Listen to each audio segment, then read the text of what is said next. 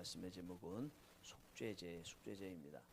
오늘 말씀은 9절에 나온 대로 속죄제에 대한 말씀이에요. 9절 보면 그것은 속죄제니라 라고 9절 끝에 말씀하고 있죠. 여러분, 그런데 속죄제에 대해서 많이 들어봤죠? 들어봤는데 이 속죄제가 그 속죄제 아닌 것 같지 않습니까? 우리가 제사하면 5가지가 있는데 그 중에 하나가 속죄제입니다. 그 속죄제와 여기서 말하는 속죄제는 다릅니다. 똑같이 원어로 보면 같은 단어를 쓰고 있지만 그러나 실제 사용하는 방식은 다르고 또 이것을 하는 목적도 다릅니다. 그런데도 이렇게 같은 단어를 사용하고 있는 것은 그래서 깊이 들어가면 그 의미는 비슷하기 때문이라고 생각합니다.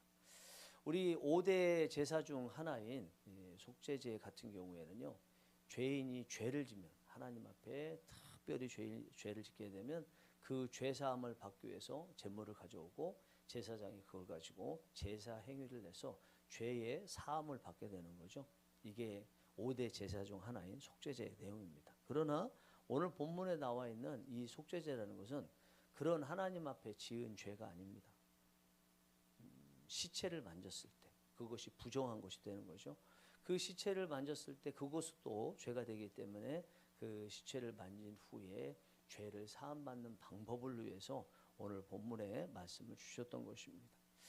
본문에 나와 있는 속죄제는 시체를 만져서 부정하게 된 것이기 때문에 이 부정하게 된 이 시체 만진 것을 회복하기 위해서 필요한 것이 오늘 본문에 나와 있는데 이것이 피를 가지고 죄를 하게 되는데 그 방식도 5대 제사 중 하나인 속죄제와는 달라요.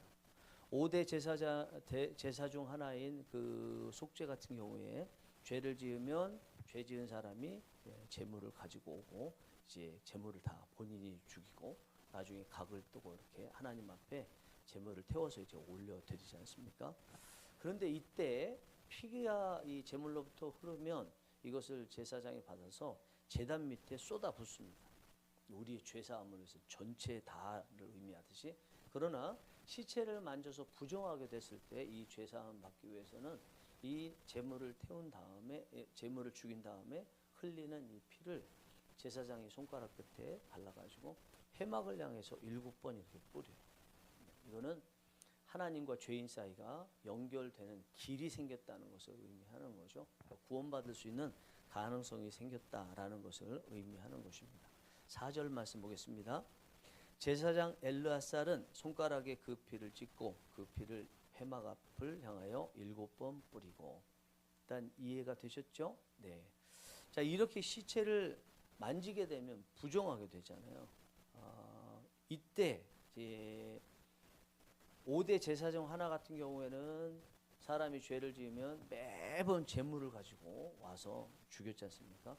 그런데 이 시체를 만져서 부정해지는 경우에는 그렇게 하지 않아요. 늘 가지고 와서 제물도 죽이고 그렇게 하는 것이 아니라 나중에 이 제물을 죽인 다음에 태우거든요. 이 태우면 죄가 생기는데 죄하고 물하고 다 해서 이것을 가지고 씻어요.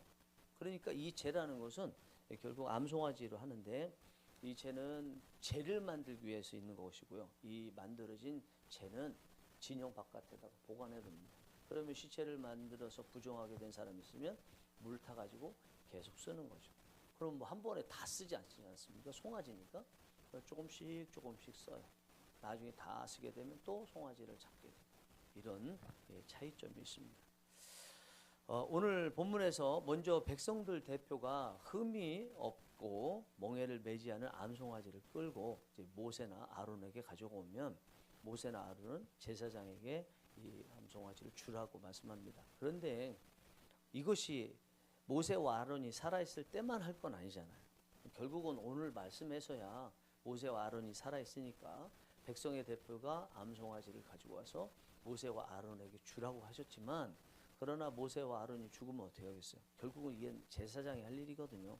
그러니까 누군가가 부정한 것을 시체를 만져서 부정해졌을 때는 백성의 대표가 암송아지 흠 없는 거 또 지금까지 메어보지 않은, 다시 이야기하면 죄 없고 그리고 여전히 기력이 남아있는 이 암송아지를 제사장에게 주라는 거죠. 그러면 제사장은 이걸 가지고 진영 밖으로 나갑니다. 진영이라는 것은 백성들이 텐트를 치고 지금 머물러 있지 않습니까? 그게 이제 진이라고 하는데 거기 밖으로 일종에 얘기하면 이제 성을 두르고 있는 만약에 성벽이 있다면 성벽 밖으로 가지고 가는 거죠. 그리고 이제 그곳에서 잡습니다. 3절 보시면 너는 그것을 제사장 엘르아살에게 줄 것이요 그는 그것을 진영 밖으로 끌어내어서 자기 목전에서 잡게 할 것이며. 여기서 좀 깊이 읽으면 이해가 잘 안 되는 게 자기 목전에서 잡게 할 것이며 그랬어요. 자기 목전, 누구의 목전일까라는 거예요. 누구의 목전일까 습니까? 제사장의 목전에서. 그러면 누가 잡아요? 제사장이 보면서 이렇게 잡는 거죠. 그런 의미가 아니겠죠? 이건 잡는 사람이 따로 있어요. 항상 제사장은 제물을 잡지 않습니다. 제물을 잡는 것은 다 본인들이 하는 거죠, 대부분. 그래서 여기서도 이 제물을 잡는 사람 따로 있고 그것을 감독하기 위해서 바라보는 제사장이 이렇게 따로 있는 것입니다. 이렇게 누군가 암송아지를 잡으면 제사장은 그것을 손가락 끝에 피를 찍어서 아까 말씀드린 대로 회막 쪽을 향해서 7번 뿌리게 됩니다. 자, 이렇게 다 잡고 피를 뿌리는 후에는 암소 전체를 이제는 불살라야 돼요. 계속 내버려두면 냄새 날 거 아니에요? 제사용으로 쓸 거는 다 준비가 됐으니까 남은 것은 어떻게 없애야죠.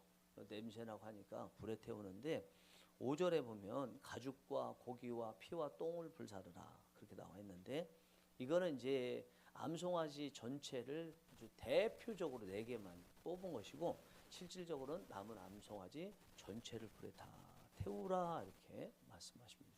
그런데 막 암송아지를 태우면 불이 막 일어날 거 아니에요. 일어날 때 그냥 내버려 두는 것이 아니고 여기에 6절에 보면 백향목 그리고 우슬초, 홍색실 3가지도 같이 집어넣어서 태우라고 말씀을 하고 있습니다. 이 3가지 백향목, 우슬초, 홍색실이라는 것은 영적으로 봤을 때 다 피와 관련되어 있는 것입니다. 생명과 관련되어 있는 거예요. 그러니까 죄사함의 의미를 담고 있는 이 3가지를 제물이 되어서 죽은 암송아지의 그 시체와 함께 태워서 하나님 앞에 올려드리는 것입니다. 이제 필요한 업무는 다 끝났어요. 그러면 6절에서 이야기가 끝나야 되는데 또 7절부터 쭉 이어져요. 뭐 때문에 그런가? 이제 업무가 끝났으니까 제사장이 돌아가야 되잖아요. 근데 제사장이 뭐 했어요? 암송아지를 만졌지만 나중에는 암송아지를 죽여서 암송아지 시체를 만졌죠. 부정해졌죠.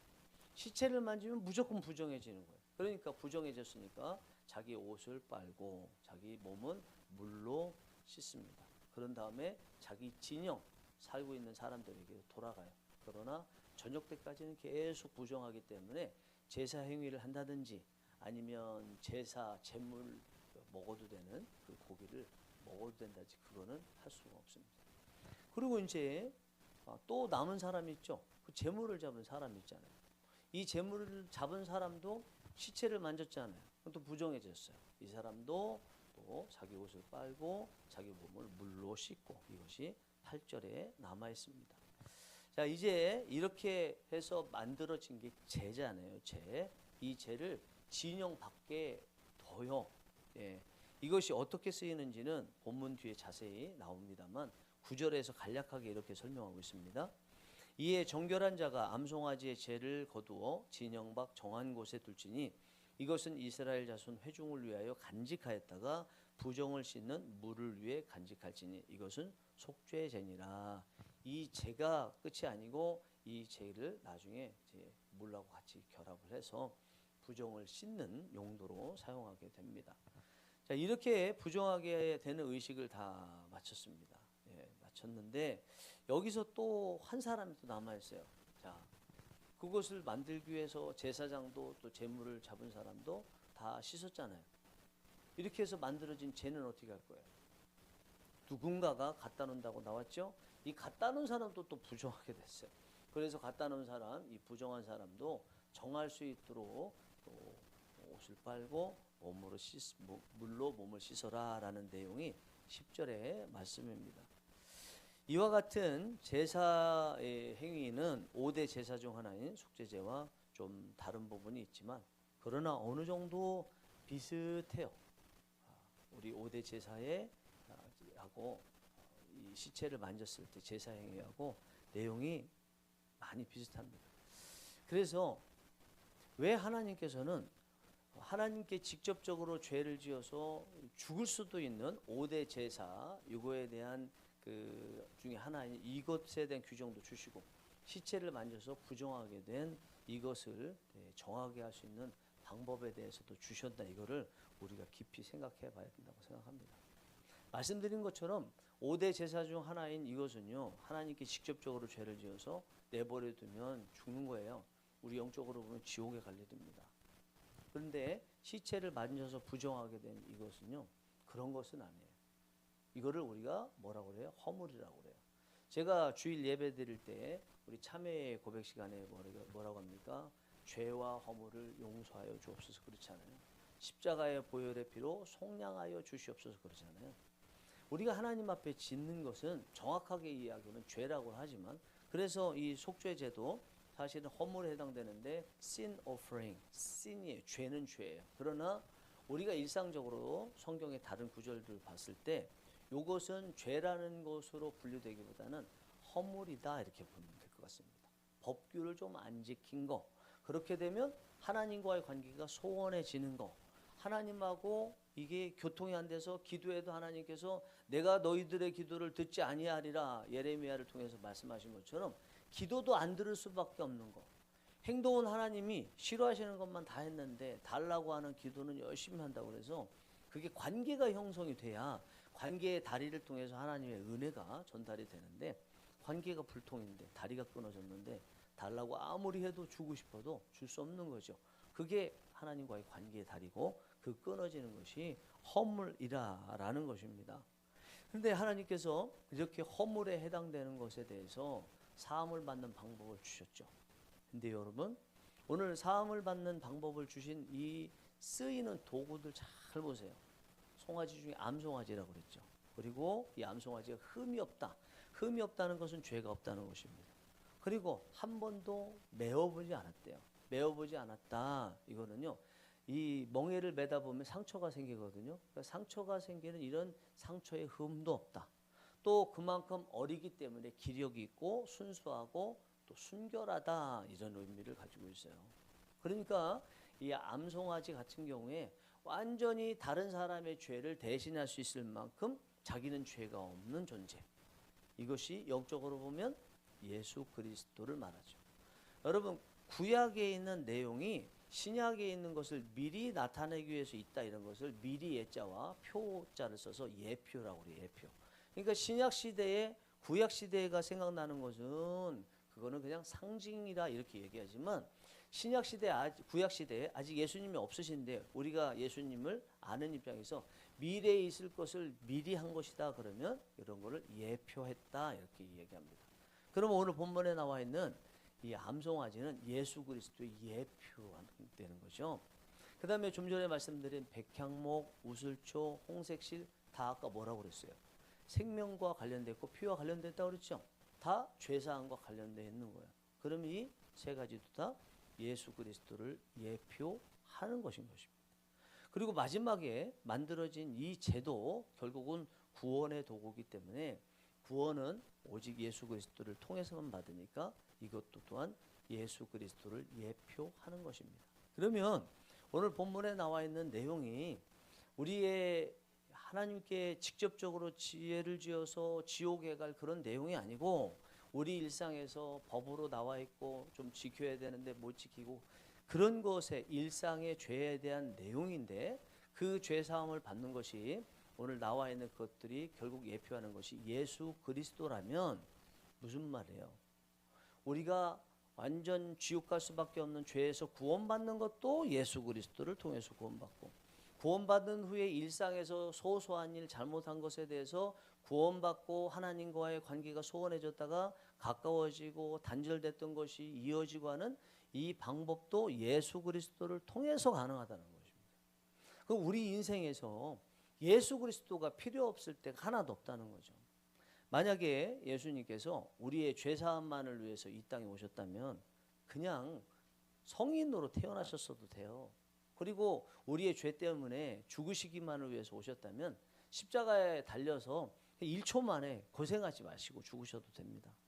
그런데 예수님이 어릴 때부터 계속 계시고 33살에 돌아가시고 십자가에도 6시간 동안이나 고통받고 달려 계시다가 돌아가신 거, 그거는 예수님의 어릴 때부터 그리고 돌아가실 때 그 부활 이후까지도 모든 부분에 있어서 우리 인생의 기준으로 삼으라는 거예요.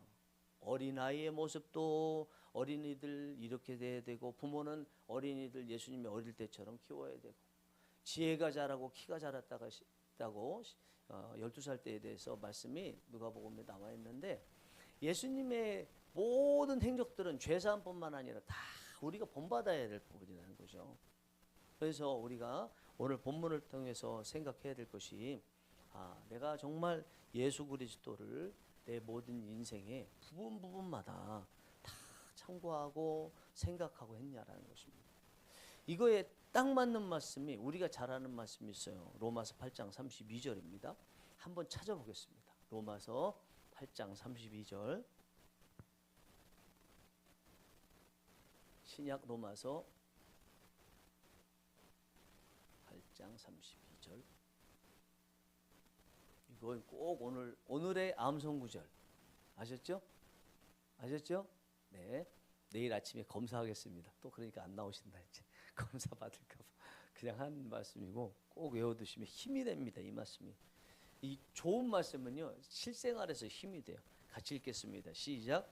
자기 아들을 아끼지 아니하시고 우리 모든 사람을 위하여 내주시니가 어찌 그 아들과 함께 모든 것을 우리에게 주시지 아니하겠느냐.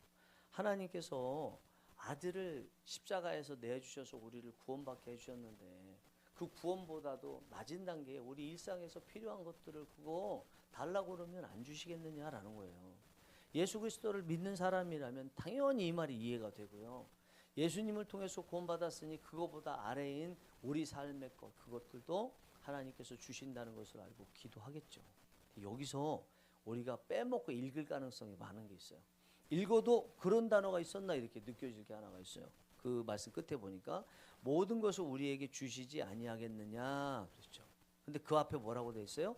그 아들과 함께 그랬어요.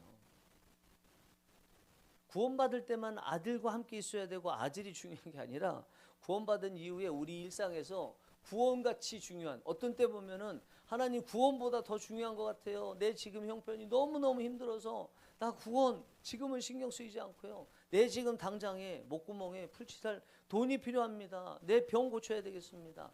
이게 더 중요한데요. 이럴 때도 예수 그리스도 그 아들과 함께, 이 아들과 함께라는 게 뭐예요? 예수님 안에서 주시지 않겠느냐. 예수님 없이 그냥 하나님의 자녀가 됐으니까 세상 것 희낙낙하면서 이거 주세요 한다고 되는 게 아니고, 항상 무엇이든지 예수 그리스도 안에서, 하나님이 말씀하신 안에서 예수님을 묵상하면서 이렇게 구할 때 하나님께서 다 주신다라는 것입니다. 우리 오늘 기도하시는데 예수 그리스도의 품 안에 한번 거해 보시기 바랍니다. 요한복음 15장에 보면 너희가 내 안에 내가 너희 안에 거하면 너희가 구하는 것마다 다 주시리라 말씀했습니다. 우리가 예수 그리스도의 나무의 가지, 지체라고 했습니다. 가지가 나무에 붙어 있으면 열매를 맺을 수 있다고 했습니다. 오늘 예수님의 품을 깊이 느끼면서 한번 기도해 보시기 바랍니다. 여러분, 우리에게 있어서는요, 운명이라는 게 있어요. 그 운명은, 우리라는 것은 구원받은 하나님의 자녀입니다. 우리에게 있어서 운명은 예수 그리스도와 계속 사는 거예요. 예수 그리스도와 함께 계속 사는 것은 이건 선택이 아닙니다. 이거는 필수입니다. 필수, 운명이에요. 우리가 이것을 운명으로 받아들여야 예수님이 안 계실 때도 있다는 것을 인정하지 못하게 됩니다. 안 하게 됩니다. 어떻게 예수님과 함께 있지 않은 시간이 있을 수 있어? 말도 안 되는 거야. 내 운명은 항상 예수님께 붙어 있고 예수님의 허리에 내 허리를 묶어서 함께 있는 거야. 이것을 인정할 수가 있는 거예요. 그리고 까먹지 않을 수 있는 거예요. 따라하겠습니다. 나의 운명은 예수님과 함께 하는 것이다.